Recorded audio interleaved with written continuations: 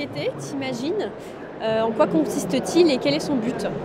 Alors c'est un jeu de société qui se joue par équipe avec un jeu de cartes, avec différentes situations qui sont notifiées sur les cartes.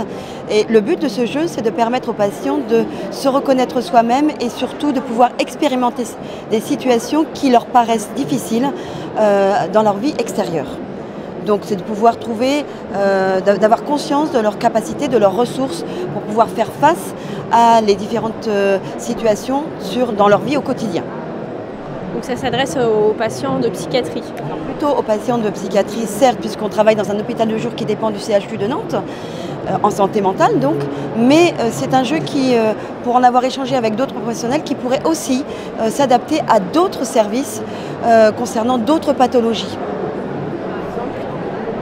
Autour du diabète ou autour de la douleur, il en a été question aussi tout à l'heure, comment effectivement faire face à l'angoisse ou comment mettre des mots sur ce par quoi on est traversé en termes d'émotions. Comment ça marche? Alors comment ça marche? Donc ça se joue donc, comme je disais, en équipe avec un soignant dans chaque équipe, avec 6 jeux de cartes de couleurs. Sur chaque jeu de couleurs, donc c'est en fonction de thèmes particuliers. Et donc derrière chaque carte, il y a une consigne particulière.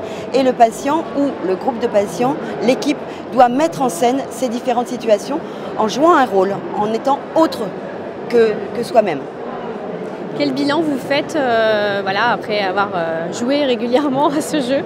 Quel bilan on en fait? Des retours très positifs de la part des patients. C'est une activité, c'est un jeu qui est particulièrement plébiscité par les patients. Et puis, et surtout, les retours qu'ils nous en font, c'est sur leur vie à l'extérieur, dans leur vie au quotidien. Ça leur permet de dépasser effectivement leurs angoisses ou leurs difficultés. Un exemple tout simple, se rendre dans une administration par exemple pour faire une démarche particulière, ça leur paraît beaucoup plus simple. Ça vient dédramatiser cette situation-là et du coup ils peuvent ensuite le faire. On a aussi le souhait de pouvoir diffuser au maximum et au plus large. On a envie de partager cette expérience-là avec d'autres professionnels. Donc voilà, c'est aussi un appel à nous contacter et puis à venir découvrir avec nous et avec les patients ce jeu-là. Voilà.